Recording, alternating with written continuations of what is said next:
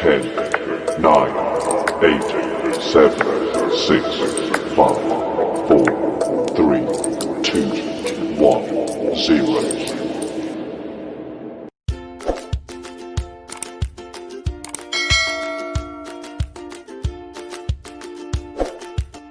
Baik, pada materi kali ini kita akan membahas peristiwa-peristiwa penting di Eropa.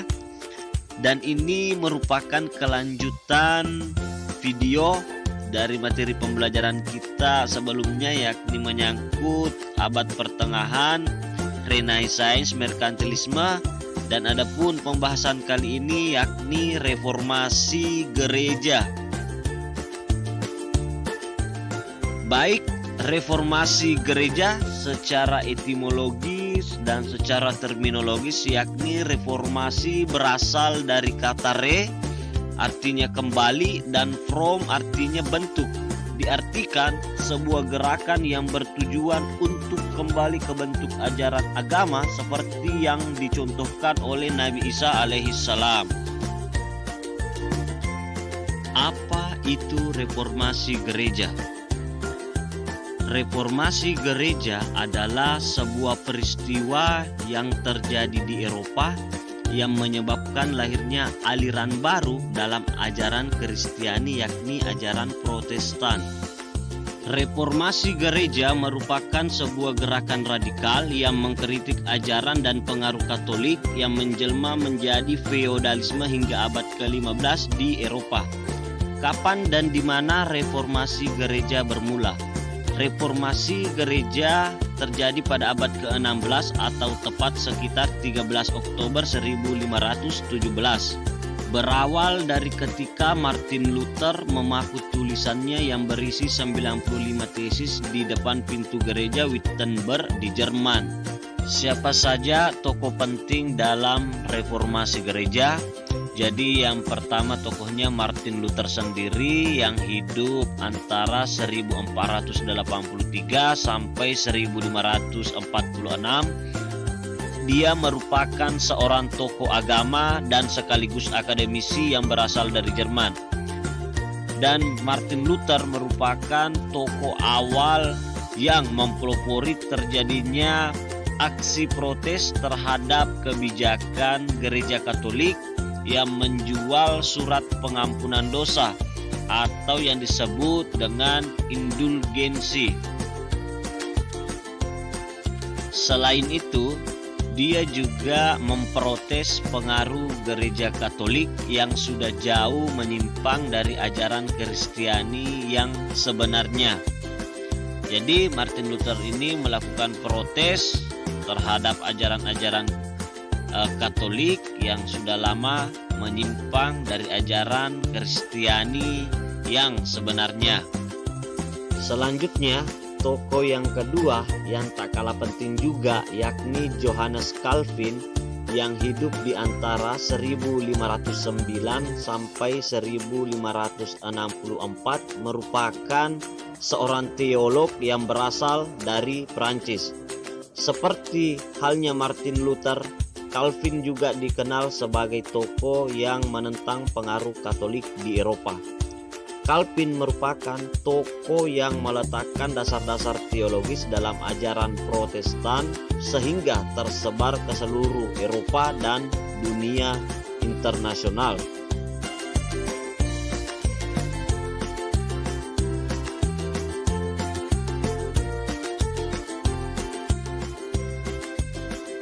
Mengapa bisa terjadi reformasi gereja?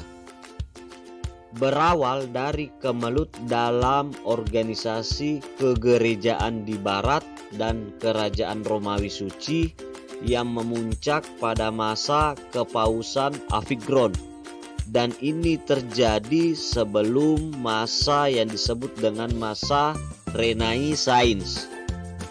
Adapun yang dimaksud dengan pada masa kepausan Avignon yakni periode dalam Gereja Katolik Roma yang terjadi di antara tahun 1305 sampai 1378, di mana pada masa itu terjadi perpindahan uskup Roma yakni berada di Perancis, melainkan pada saat itu tidak berada di Roma.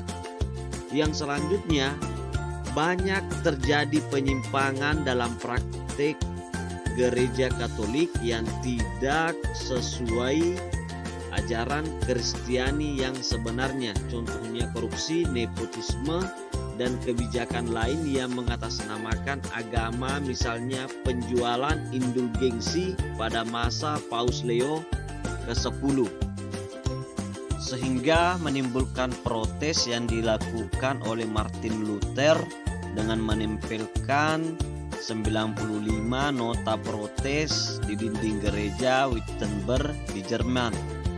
Yang selanjutnya, campur tangan Gereja Katolik dalam urusan politik dan pemerintahan, di mana raja pada proses pengangkatan raja mesti harus melalui izin dari paus pada waktu itu, sehingga banyak memicu konflik penguasa-penguasa kerajaan dengan Gereja Katolik pada waktu itu, sehingga terjadinya Renaissance mendorong lahirnya pemikiran-pemikiran baru yang mengkritisi sikap gereja yang konservatif dan absolut.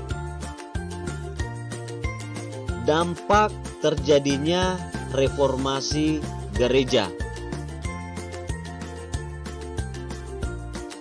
Sosial politik, munculnya negara-negara nasional kecil yang memisahkan diri dari kekuasaan Gereja Katolik Roma dan lembaga kepausan Roma. Yang selanjutnya, berkembangnya sekularisme di Eropa dan melemahnya kekuasaan paus di kerajaan Eropa. Yang ketiga, lahirnya paham egalitarianisme, kebebasan dan kesetaraan dalam beragama sesama umat manusia.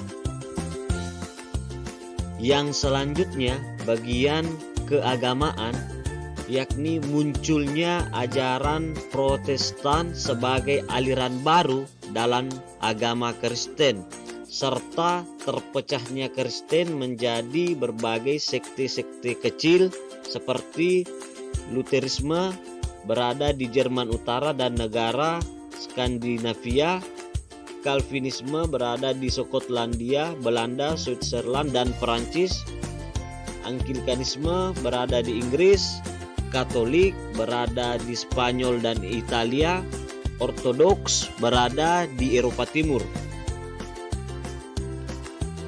Baik, itulah materi peristiwa-peristiwa penting di Eropa terkait dengan reformasi gereja.